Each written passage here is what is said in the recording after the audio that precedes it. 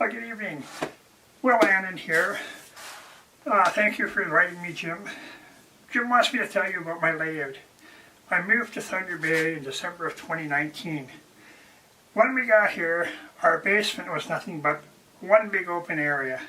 We had to create a train room and create a layout.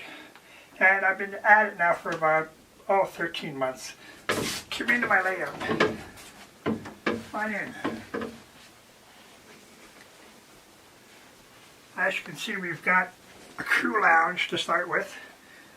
Couch here, Trainmaster's TV on the big screen. Lots of model railroad supplies, paint and scenery over on this side. And we've got a layout. The one thing Jim mentioned when he saw some of the pictures of my layout was my helix. The helix, we decided, I didn't like the slinky type because it's hard to watch the train in the layers. A fellow at one of the N-Scale magazines had a wedding cake type layer, but then when you get to the top, you have to go across a bridge to get out of it. I didn't like the look of it, so we turned it upside down. This is our quarry helix.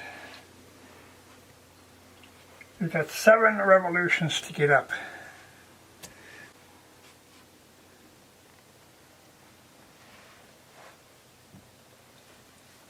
You can see at the bottom there, the little guy is fishing. There's water in the bottom, he thinks there's fish in there.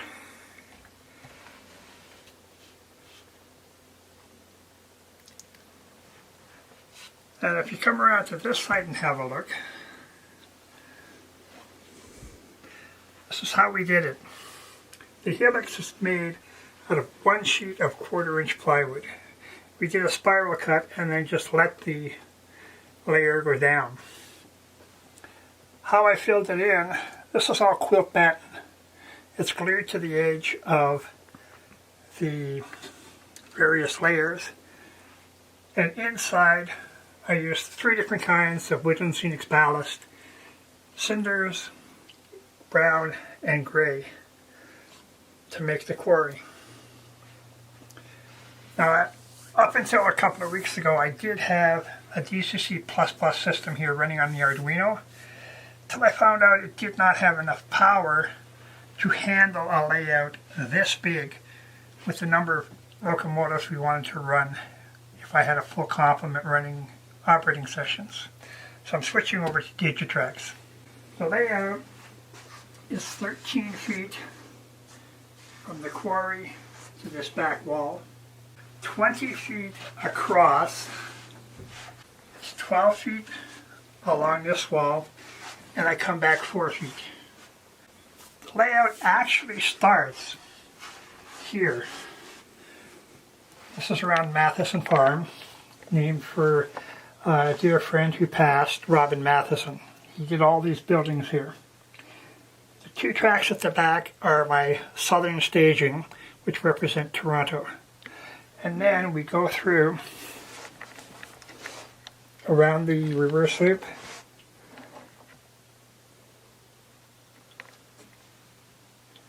past Agater Farm. This is Cheltenham right here. That's the first station stop. We come along here. This will be the location for Garner Farm. That's my cameraman tonight, Scott Garner. Thank you, Scott. Into Boston Mills, which is the next town. There'll be a mill back here, and I'll use my Arduino to get the mill wheel going. We come around to Philby Farm. James Philby was the author of the Credit Valley Railroad book, and his family also had a farm in Boston Mills. Then we come around our corner,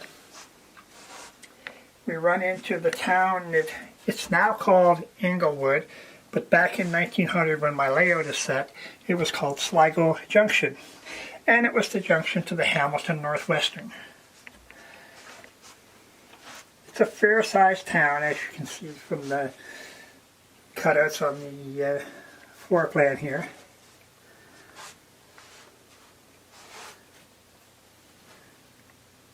And as we come across, there'll be a bridge here. The Credit River is going this way again. Into the Forks of the Credit, which is in the corner. But these are the Forks Industries. There's going to be a tile and brick at the back, a furniture company here, and this is the footprint for the cooperage. Now this area here, this board will be taken out, and there'll be a trestle across this open space. And that brings us into the Forks of the Credit, because the river is going to come down the side and it comes out from the back. So it comes down and they both come out here at the big forks. The station's there. Up in the back is the open face crow's nest quarry, they called it. Through their yard. And this is where the river comes out to go down. This building here is the McLaughlin Bottling Works. That's where they got the spring water that they sent to Toronto to make Canada Dry Ginger Ale. Come across. It's the beginning of the spur that goes up to the quarry, and then it goes in to the helix. It goes around the helix and it comes out the back here and across. Now we're in the area called Churches Falls. As you can see, the town's going to be on the front. There's a team track and a passing siding. And there was a turntable at Churches Falls because it turned around the branch that headed out to 27 miles to Elora. The layout itself goes from Toronto up to Orangeville. And trains coming in from Elora would be turned around to go back to Elora. Here we have a sawmill, and around the corner there'll be another farm at the back here. I haven't named the farm yet. Everything's still under construction. We've only been 13 months building the layout. This is the town of Alton. It's got 2 tracks, a team track, and there's a lime kilns and a stockyard. And then we go across the river again here. There'll be a bridge on that. Coming across, this is the little station under construction for Melville Cross. I haven't finished this kit yet.